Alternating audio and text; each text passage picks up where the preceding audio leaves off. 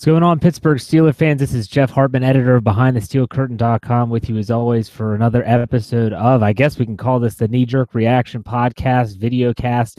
Whether you're watching us live on Facebook, whether you're watching us live on YouTube, or whether you're listening to us the next day or later on this evening in podcast form, I thank you for tuning in. There is a lot to digest today after the Pittsburgh Steelers lose to the Jacksonville Jaguars 30-9. It was memorable for all to put it blatantly obvious.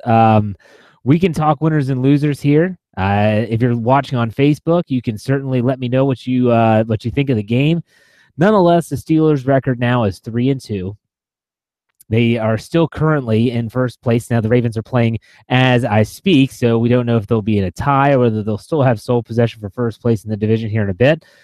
But at the same time, this is a chance for, if you're watching on Facebook, and if you don't follow us on Facebook, I recommend you do, for you to kind of get things off your chest, so to speak. So 3-2. Ben Roethlisberger throws 5 interceptions. No, that was not. If you didn't see the game, watch it. Even if you get an opportunity, it was bad. Some winners and losers first, shall we? I think that's probably the best way to do things. The winners, I think there still were some winners out of this game. There weren't a lot of them. Some winners. Antonio Brown, my goodness, this guy makes Ben Roethlisberger look really good. There were a couple passes that if it weren't for Antonio Brown, Ben Roethlisberger could have had a half dozen, if not more, interceptions to his credit. Antonio Brown makes him look really, really good. A lot. He was definitely a winner. I thought Ryan Shazier played well. The play that he made, I guess they called it an interception, not a fumble. Regardless, it was the only Steelers defensive turnover. I hate to label the defense a loser. Yeah, I know they gave up a lot of rushing yards. 90 of that came on that last play with Leonard Fournette running for a touchdown. It didn't mean much, but the defense never had a chance. Roethlisberger constantly turning the ball over. Well, heck, 2 of his interceptions went back for touchdowns. So those points aren't on the defense. But ultimately, I didn't think the defense was that big of an issue. Other winners, Chris Boswell made all 3 of his field goals. Maybe that's it. Losers, well, we could go on and on and on. Ben Roethlisberger is by far the biggest loser of the game. His 5 interceptions ultimately killed the Steelers. I think that the Steelers' offense in general is just a loser. It starts at the top. I just published an article on the website. If you haven't checked it out yet, do so. It's about how the issues on offense are not just Roethlisberger. I hope people realize that. It's from the top down. It starts with Haley, the play calling, and it trickles all the way down to the players on the football field. Bad, and no one, not myself, not anyone watching this, ever would have thought that when all the pieces of the puzzle were together, Bryant, Brown, Bell, Ben, you add in players like Juju Smith-Schuster, the offensive line is pretty much intact. I know it hasn't been in there, and they can't figure anything out at all. Now, for me, I think it starts with this team has this offense. I don't want to say team because it's just the offense identity right now. I mean, no identity. They don't know whether they're a running team. They don't know whether they're a passing team. They have no clue how many times have we seen as Steeler fans a 2nd and 1, 2nd and 2, even 2nd and 3. In the Steelers, instead of with at least a running back, they'll come out empty set, Roethlisberger's in the shotgun, and it's almost to the point where they think that they're good enough that they can just do whatever they want, regardless of what the defense does and regardless of down and distance and all that stuff. Well, here's the problem. It doesn't work. It doesn't work, and so either they lose yardage or they don't gain anything, and then they're faced with a 3rd and 3, which they fail because now it's a predictable play-calling situation, and what do you have? A punt. The Steelers' offense has no idea what's going on, not from a play, X's and O's standpoint. It is from a what do we want to do when we go into this game. I said this on our Wednesday podcast, standard is a standard. This is a game where the Pittsburgh Steelers should have run. And I said it myself. Don't be surprised if their hubris on this team, mainly Ben Roethlisberger and Todd Haley. And if you don't know what hubris means, it means extreme pride and confidence in oneself to the point where it's a negative. Downfall this, and they're going to try to throw the ball. I'm sorry, a heck of a cornerback, and if you didn't know that after the first half, I don't know when you're going to notice that. And so because of that, for some reason, they didn't throw away from him. They kept trying to challenge him, and he won more than he lost. The 32nd ranked rush defense, and the Pittsburgh Steelers get behind so much that now they're faced with predictable down and distances. The penalties for once were not an issue. The only times of the holding call on David DeCastro, which would have been an Antonio Brown touchdown, that's a killer. But at the same time, what are you going to do? You have to say the entire coaching staff could be considered losers in this one. I just don't understand some of the times. I just talked about the philosophy. The Steelers defense, I don't know. They weren't on the field much to really gauge, in my opinion. I mean, yeah, they gave up over 200 yards rushing. Fournette ended up with 180. He ran the ball hard. He ran the ball well. There's still issues with the rush defense, but here's the kicker. This has not even been this secondary, this defense has really not even been tested by a quality quarterback yet. They faced DeShone Kizer, rookie in week 1, Case Keenum in week 2, Mike Glennon in week 3, Joe Flacco in week 4, Blake Bortles in week 5. Who's coming up? Alex Smith and the undefeated Chiefs, or they're undefeated at this point. Don't know what they're going to do tonight on Sunday Night Football. Then you have Matthew Stafford. You're going to have a really hot Andy Dalton possibly coming into town. That's all before the bye week. Kind of like me. When you're saying, well, they seem to play up and play down to their competition. So maybe, just maybe, these games. They've done it in the past. Now, you're talking about things like that, that's a whole different can of worms. But for right now, bad all the way around. They're 3-2. But again, they have not been tested. They're not a team that has been tested in regards to playing some really, really great competition. So let's talk about this. If you're watching on Facebook Live, I'm going to be reading some questions. If you were on podcast form, then I'll try my best to give you the summation here. So if you have any questions about this game, about what you think's going on, I can to answer as many as I can. Obviously, the comments are so we'll do the best we can here. So going back here, John asked about me calling out the secondary. I'm not saying I'm calling out the secondary in terms of the Steelers secondary. I'm just saying they haven't been tested. Blake Bortles, I don't even think he threw 10 passes. He might have thrown 10 at all. They just haven't been tested. When you get a quarterback in there that can sling the rock and has the weapons, then we'll know more about the defensive secondary. But ultimately, right now, I mean, they just have not been tested. I don't think that's a cut on them. I just think that's the truth. See here, going through some of these. Oh, well, Mike, I think you kind of sum up what a lot of people are thinking as I read through these comments. Haley needs fired, Butler needs fired, and Tomlin needs put on the hot seat for hiring these fools. Like I said, could there be drastic measures here? For instance, if Todd Haley gets fired, would I be stunned? Kind of, because I don't think it's going to happen. That's just not how the Steelers do things. And so for me, I ultimately think that see how this offense looks moving forward. Tyler asks, why is Todd Haley still our offensive coordinator? I don't know how to answer that question. He's your offensive coordinator because he was tired. I just don't understand why it just seems, and question here, it just seems to me like this Steelers offense, they don't know how to get everyone the football.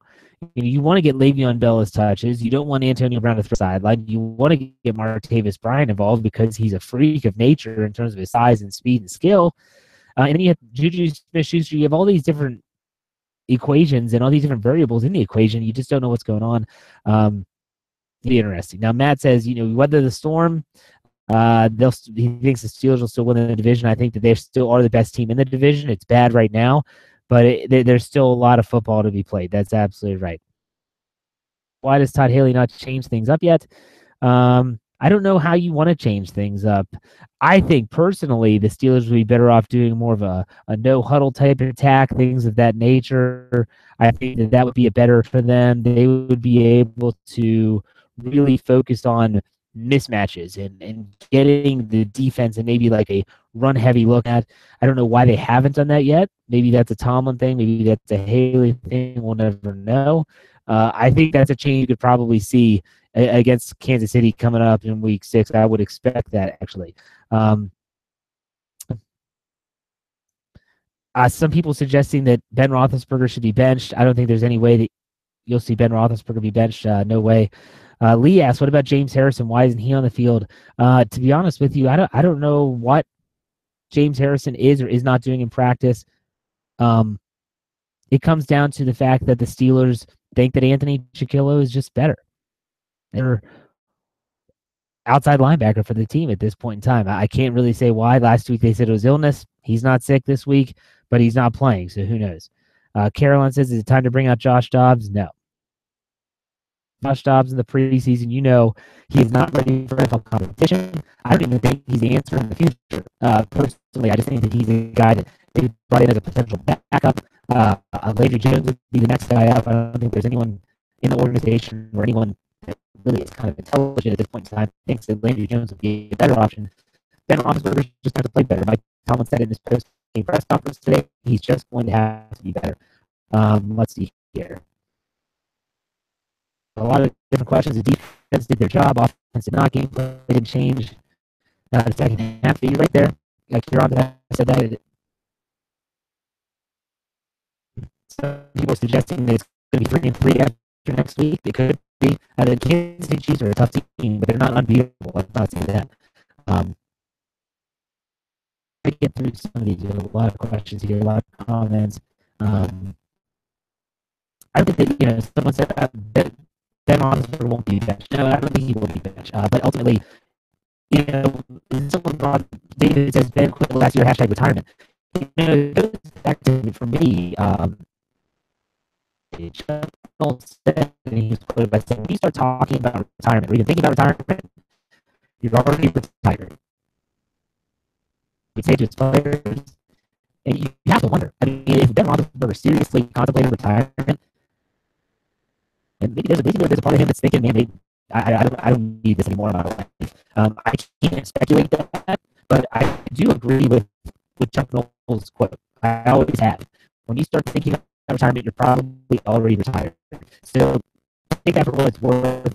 Roethlisberger is just not playing well. His passes are high. He's underthrowing receivers. And like I said, Antonio Brown is making him look very good on more than one occasion.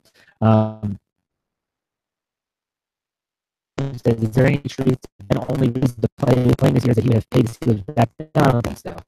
I don't think so. This isn't the money thing. Anyway, Alex says, what can help with the red zone efficiency of the Steelers? I just think that the Steelers offensively, they really need to kind of simplify things. I don't think it's a like, you gotta run this play, you have to do this. You want to stay balanced in the red zone. Running in the red zone is important. But at the same time, I think that if you look at this team, they just have there's nothing that's working right now. You can't lean on anything because nothing is working. After week 4 in Baltimore, everyone thought it was the running game was working. And that's what's going to be the deal ticket. It's going to be running the football, run, throw what you need to take what the defense gives you. And then this week they come out and do the total opposite. So I'm not sure what to think when it comes to what the red zone answer is. I want to watch the film. I want to see what it looks like. But ultimately, just from thinking about the game and what went wrong, find a game plan. You don't need to go empty set. You can run with Le'Veon Bell in the backfield. The stuff that worked in 2014 can still work in 2017. And that was when they thrived off of Le'Veon Bell chipping and getting out on the flat and catching a pass. They're just not utilizing all their weapons, in my opinion. They start doing that. It was a third down play in the red zone. I might have been a final red zone trip. I can't recall if it was second or third. Shotgun formation. Antonio Brown tries to double move up the left sideline, and Roethlisberger, watch the film. He doesn't look away for a nanosecond. He stares at 84 the entire time and throws an incomplete pass. It kills the red zone opportunity. It kills everything. And instead of putting up 7, he doesn't even give the team a chance, and that's what's frustrating. So, talking about commenting about Ben Roethlisberger being his last season. It could be his last season, but ultimately, if the team's to win this year, you can't think about next season. And honestly, I don't want to think about Coach Ben Roethlisberger's life as a Steelers fan because the Steelers have been lucky to have him. He's kept them relevant for a long time. And if he starts to play better, which is still a possibility, then there's a good chance this team will improve to the point where they're actually making plays and winning football games. They're still 3-2. I'm not going to make I'm not being an apologist for Roethlisberger. At the same time, they're only 5 games in. They've got some tough games ahead. He typically plays well in big games, but ultimately we'll see what happens because only one person can control that. That is Roethlisberger himself. So, I'm not a drastic person. I'm not a person that says, all right, it's time to let everybody go. Just come loose, done. But you know what? There's issues. The coaching staff's going to acknowledge that. A drastic change next week. You're not going to see players benched. You're not going to see coaches fired. You're not going to see your future Hall of Fame quarterback get benched for Landry Jones. It's just not going to happen, people. And ultimately, we as fans can sit here and try to diagnose, to dissect, and do all this stuff. But ultimately, it comes down to the players still playing. We hope they do well. We hope the coaching staff prepares them. And then it's out of our hands. It's a very helpless feeling if you come and think of it that way. Matthew Best said people need to chill. And then another Nathan said, I expected this to be 6-2 at the bye week. Look, at the midway point, if the Steelers be 6-2 or better, they would be fine. Could they win the next 3 games, which would be against Kansas City, against Detroit, and against Cincinnati? Absolutely, they can win those games. They could beat anybody. This team can beat any team in the National Football League. They just have to execute. That's something they haven't done yet. On both sides of the ball, the run defense has been bad. Passing, we talked about offensive issues the entire episode today. So the knee-jerk reaction is Ben Roethlisberger played like garbage, like a hot pile of garbage today. The play calling has been bad. The entire offense is bad. It's not just Roethlisberger; it's the whole offense. The run defense is still an issue. They need to shore that up. But other than that, the defense didn't lose this game to the Pittsburgh Steelers. I honestly think that this team, if they figured out, that's a huge, gigantic, elephant-sized if right now in the room, they can still be a really tough team to beat. So with that said, I think that you just got to turn the page. If there's a game as a coach where you just say, you know what, it is what it is, it's done, we're burning this footage, we're moving on to Kansas City, all of our attention to the Chiefs, it's now. You do that now. You say, okay, but Steelers 3-2. Ben Roethlisberger threw 5 interceptions on the day. It was ugly 30-9 loss to the Jacksonville Jaguars, who are now 3-2 as well. Let's give them some credit too. Forgot to do that. That defense is pretty good. They run the football well.